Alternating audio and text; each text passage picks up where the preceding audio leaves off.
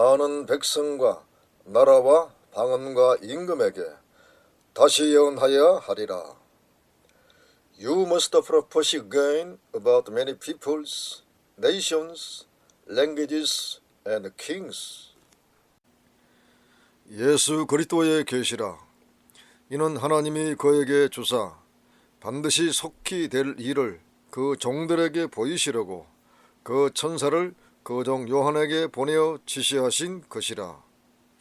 Revelation chapter 1. The revelation of Jesus Christ, which God gave him to show his servants what must soon take place.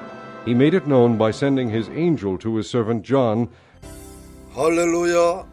사랑하는 성도 여러분, 동역자 여러분, 오늘도 주님의 평강이 함께 하시기를 축복합니다. 이 시간은 요한계시록의 특징에 대하여 두 번째 강의 시간입니다. 두 번째 강의 시간을 통해서 요한계시록의 특징에 대하여 더 포괄적으로 알고 확실하게 알게 되는 복된 시간이 되시기를 축복합니다. 이 동영상 강의를 들으시는 성도님들과 동역자님들에게 하나님께서 무한한 지혜와 계시의 영을 충만하게 부어주실 줄 믿습니다. 네 번째 계시록의 특징은 그 계시 형태가 상징 계시와 문자적 계시가 크게 주를 이룬다는 사실입니다. 이것을 분별하지 못하고 한쪽 면으로만 계시록을 해석하게 되면 계시록 해석은 아주 이상한 해석이 되어버리고 주님의 의도와는 전혀 다른 방향으로 흘러가기 쉽습니다. 계시록의 말씀은 한 구절 해석보다 더 중요한 것은 그 계시된 말씀이 어떤 계시 형태인가를 먼저 분별하는 것이 대단히 중요합니다. 세대주의 신학을 신봉하시는 분들은 계시록을 거의 문자적 해석법을 취합니다. 반면에 계시록을 무철론설에 입각하여 보시는 분들은 주로 영해만 하려고 하는 경향성을 가지고 있습니다. 계시록의 계시 중 상징으로 된 계시는 해석의 원리, 말씀의 원리를 따라 영해를 해야 하고 반대로 여자적 계시는 문자 그대로 보면 됩니다. 계시록은 대체적으로 상징 계시가 많습니다. 그러나 문자 그대로 볼 계시도 많다는 사실을 절대 간과하면 안 됩니다. 계시록에서 한 예를 들도록 하겠습니다.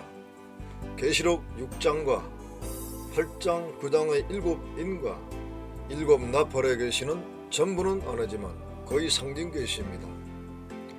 반면에 계시록 16장 7 대접의 계시는 거의 문자 그대로 보면 되는 계시입니다.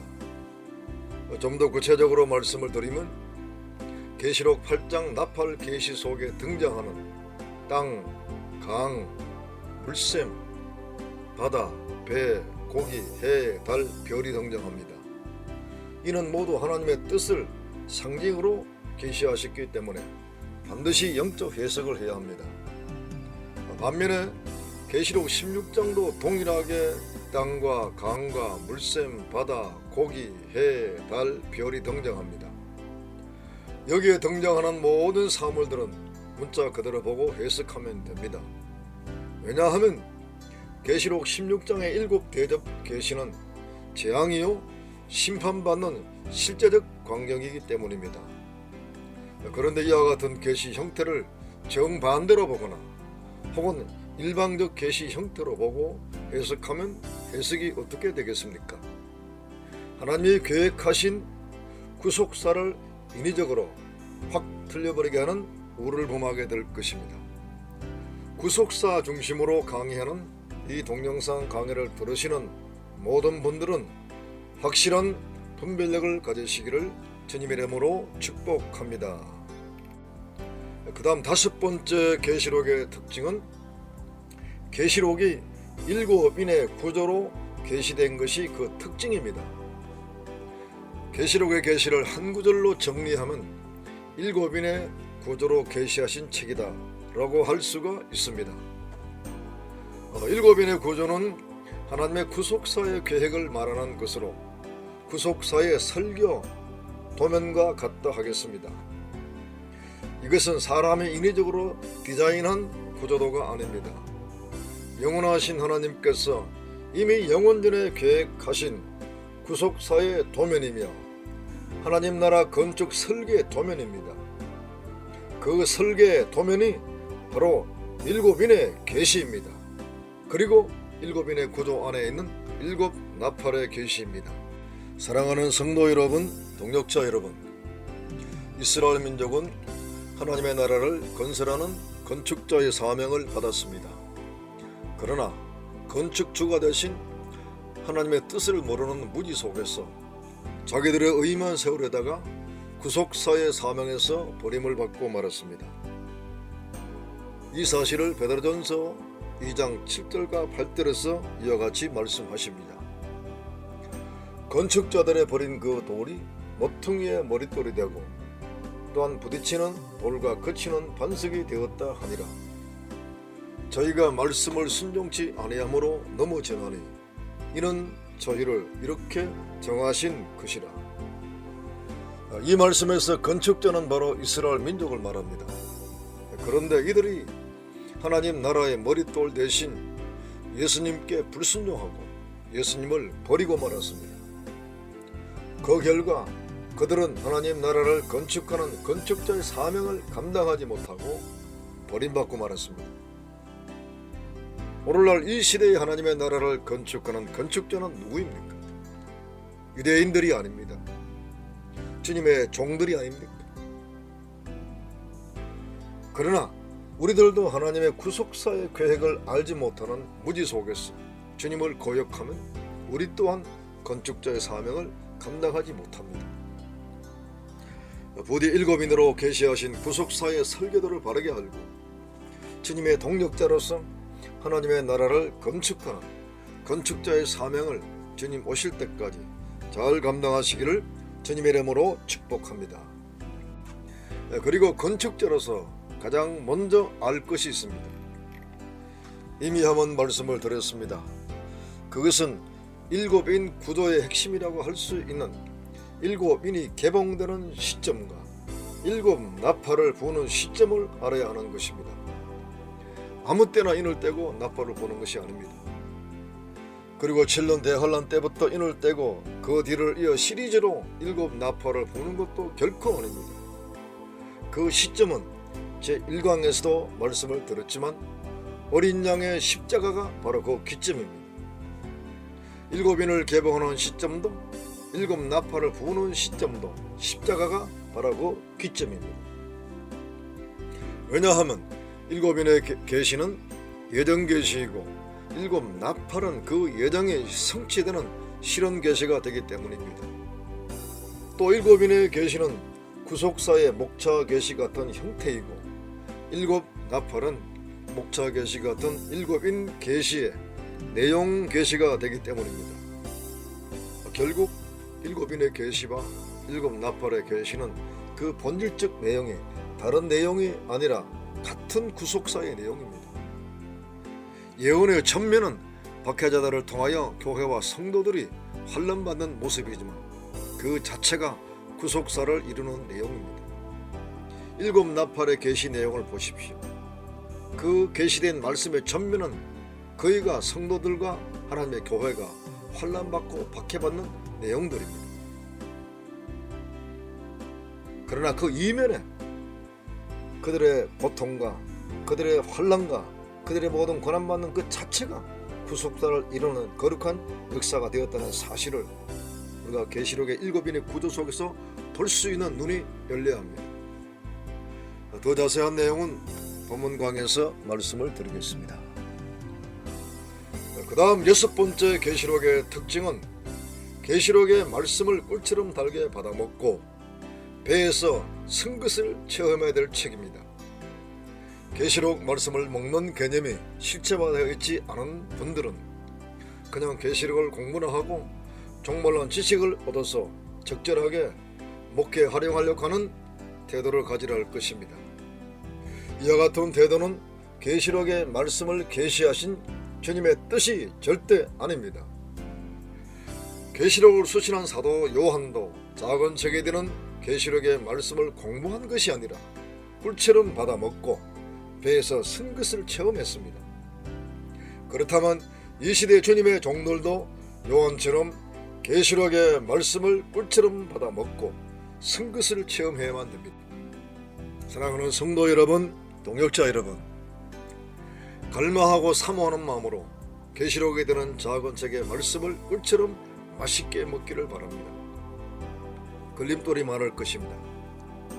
계시의 말씀을 내 영으로 받아 먹지 못하게 하는 걸림돌이 무엇인가를 면밀하게 살펴보시기 바랍니다.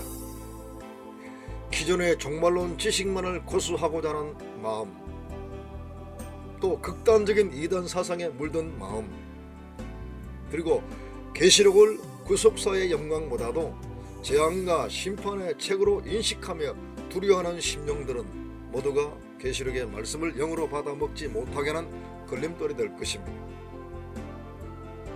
또 계시록을 설계하면 오해받을까 염려하는 마음, 계시록을 교회 부흥에 이용하고자 하는 욕망, 교회 부흥에 대한 욕망, 종말 사역에 대한 사명감, 결여, 그리고 계시록을 보고 들어도 단맛을 체험하지 못하는 이와 같은 모든 심령들이 계시록의 말씀을 영으로 받아 먹지 못하게 하는 하나의 걸림돌이 됩니다. 특별히 종말 사역에 대한 사명감을 가지지 못하는 심령, 이와 같은 모든 부분들이 계시록의 말씀을 영으로 받아 먹지 못하게 하는 걸림돌인 줄 아시고 이 걸림돌을 다 제거하는 여러분 되시기를 주님 이름으로 축복합니다. 성령께서 보여주시는 대로 회개하고 보림으로 말씀의 계시만 받을 수 있는 순수한 마음을 준비하시기를 바랍니다. 그리고 계시의 말씀을 먹으면 반드시 십자가의 과정이 있습니다. 그것이 바로 쓴 것입니다. 주의 종들이 영적으로 쓴 것은 주님의 십자가밖에 없습니다. 반드시 말씀으로 인한 십자가의 과정이 있습니다. 예언의 말씀이 내 영 안에서 거룩한 십자가 영성이 되도록 행하시는 주님의 극진한 사랑입니다. 예언의 말씀은 그 영성이 십자가의 영성입니다. 왜냐하면 예언의 말씀도 구속사의 말씀이기 때문입니다. 사랑하는 성도 여러분, 동역자 여러분, 설교집은 쓰지만 그 접이 있으므로 음식물을 소화시켜 건강한 사람으로 활동을 하게 합니다. 기쁨과 감사함으로 예언의 말씀을 받아 먹으시고 기쁨과 감사함으로 십자가를 통과하여 전세계 만방에 다시 예언의 말씀을 증거하는 증인의 삶을 사시기를 주님 이름으로 축복합니다. 마지막 7번째 계시록의 특징을 말씀을 드리겠습니다. 7번째 계시록의 정말 중요한 특징은 재림 주님을 영접하기 위한 마지막 준비의 책이라는 사실입니다. 계시록은 7인의 구조로 계시하신 책으로 그 특징은 예언의 말씀이라는 사실을 이미 말씀을 드렸습니다. 그 예언이 완전히 성취되는 날은 주님이 재림하시는 날입니다. 그러므로 계시록의 말씀을 받아 먹는 모든 성도들은 주님의 재림을 갈망하고 주님을 영접하기 위하여 성도의 신앙을 준비하는 것은 너무나 마땅할 것입니다. 주님의 재림을 영접하는 신부 성도의 인격적 모습을 계시록의 예언에서 7가지로 말씀을 드리겠습니다. 첫째, 계시록 1장 21절에서 말씀하십니다. 예수님의 오른손에 붙잡힌 7별 같은 종으로 준비가 되어야 합니다. 두 번째는 계시록 14장 4절에서 5절의 말씀으로 하나님의 인마된 종이 되도록 7대 인격으로 준비가 되어야 합니다. 그 다음 세 번째는 계시록 10장 8절에서 10절의 말씀으로 펴놓인 작은 책을 꿀처럼 받아먹고 선 십자가의 과정을 반드시 통과해야 되는 것입니다. 네 번째는 계시록 11장 1절에서 3절의 말씀으로 청량받고 붉은 베옷 입은 두 증인으로 준비가 되어야 합니다. 다섯 번째는 계시록 19장 8절의 말씀으로 신부 성도가 입어야 할 세마포, 곧 성도들의 옳은 행실로 단장을 해야만 합니다. 여섯 번째는 계시록 19장 11절에서 14절의 말씀으로 백마탄 예수님만 따라가는 그리스도의 군병으로 훈련이 되어야만 합니다. 마지막 7번째는 계시록 21장입니다. 신부 성도의 인격으로 상징된 새 예루살렘의 성의 모습이 내 안에 먼저 건축이 되어야 한다는 사실입니다. 사랑하는 성도 여러분, 동역자 여러분, 7가지로 드린 말씀은 주님의 종으로서 거룩한 성도로서 반드시 준비할 사항입니다. 이것은 주님이 계시로 명령하신 말씀입니다. 해도 되고 안 해도 되는 그런 말씀이 아닙니다. 주의 재림을 사모하며 종말의 사명자라는 사명감이 불타는 종들이라면 반드시 자신의 인격 속에 이루어야 할 핵심 진리입니다. 주님의 종이 말씀대로 준비될 때에 그 종이 목회하는 교회는 저절로 주님을 영접하는 7 금초대와 같은 교회, 또 해를 입은 여인 같은 교회로 준비가 될 것입니다. 아멘. 할렐루야.